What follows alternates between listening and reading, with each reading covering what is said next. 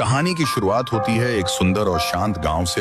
यह गांव हमेशा खुशहाल रहता था। लोग एक दूसरे की मदद करते, हंसते गाते अपनी जिंदगी जीते। इसी गांव में रहता था हमारा हीरो राय स्टार। लेकिन राय स्टार कोई आम लड़का नहीं था। वो एक ईमानदार और निडर पुलिस ऑफिसर था जो सच के लिए अपनी जान भी दांव पर लगा देता। हर गांव वाले को उस पर गर्व था। कहानी में मोड़ तब आता है जब हम मिलते हैं एक ऐसे शख्स से जिसका नाम ही लोगों की रगों में सर्द डर फैला देता था। शैतान का बेटा, ज़ॉम्बी समुराई। वो एक सुनसान और भयानक जंगल में रहता था। उसके बारे में कई अफवाहें थीं कि वह लोगों को जिंदा जलाकर मारता है। हर कोई उससे डरता था, लेकिन एक इंसान था जो कभी नहीं डरा, और वो था राय स्टार। एक रात एक गाँव वाला जंगल के पास से गुजर रहा था। उसे एक जगह बहुत सारा सोना पड़ा दिखता है। लालच उसके कदम खींच लेता है। वो धीरे धीरे अंदर जाता है और जैसे ही वो सोने को छूता है, अचानक धुआं छा जाता है और उसी धुएं के बीच से एक डरावनी आवाज आती है, तू आ गया अपनी मौत लेकर। ज़ॉम्बी समुराई अपने भयानक दिखने वाले गुंडों के साथ सामने आता है। उसके चेहरे पर एक ठंडी खौफनाक मुस्कान। जला दो इसे। अगले ही पल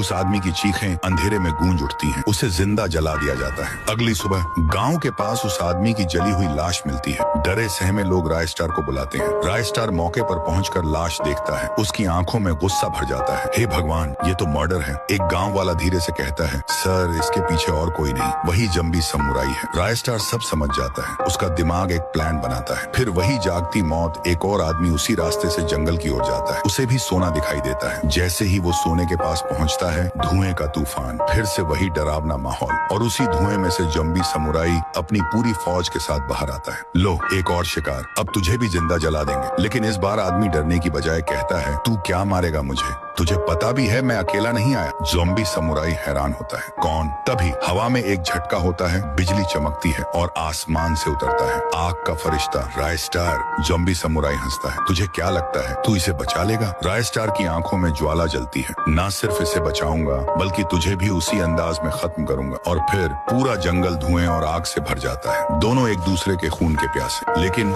सुबह की पहली किरण के साथ जैसे ही धुआं छूटता है, एक शरीर जमीन पर गिरा होता है। वो था ज़ॉम्बी समुराई।